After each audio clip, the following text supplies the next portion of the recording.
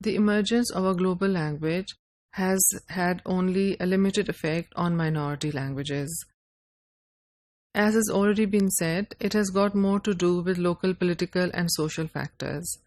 English has affected minority languages only in the areas where it was the dominant first language, for example in North America, Australia, and Celtic parts of the United Kingdom.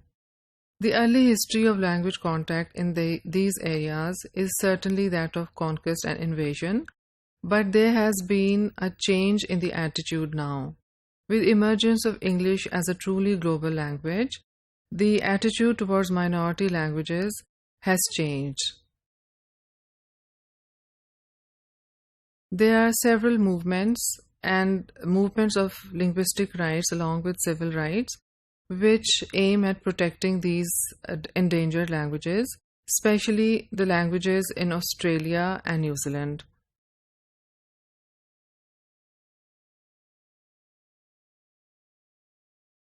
People tend to see a link between loss of linguistic diversity and spread of English. They believe that English has affected the structure of several languages, and it cannot be denied. The languages in which English comes in contact, they borrow vocabulary from English. Those who look at it as a healthy sign describe it as the enrichment of the language, and those who are against this kind of language contact call it an injury to their language.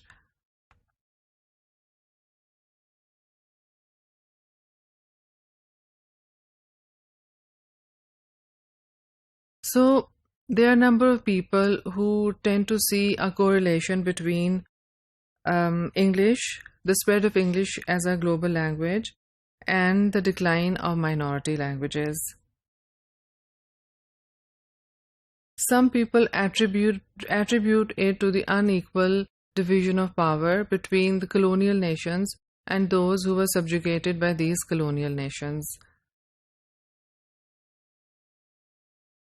However, this is not considered completely correct by many linguists. They believe that English has equally affected the countries who were not, or the countries which were not subjugated by colonial powers. And the first world countries equally feel the pressure to adopt English for certain practical reasons.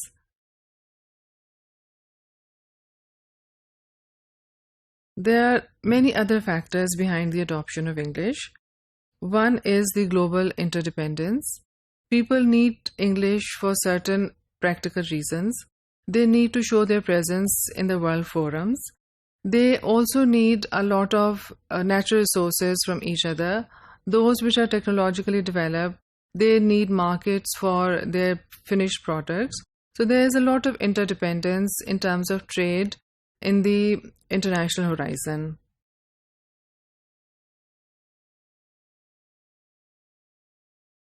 Similarly, people need to have a voice in the international forums and international organizations, and it is possible only when they speak the language which most of the people in the world understand. So we have this new functionalist approach to English, which in a way empowers those nations which were subjugated in the past. When these subjugated nations learn the language which acts as a mover and shaker in the world, instead of being subjugated, they will have a dominant role in the affairs of the world. Thus, these subjugated nations will be empowered through knowing English.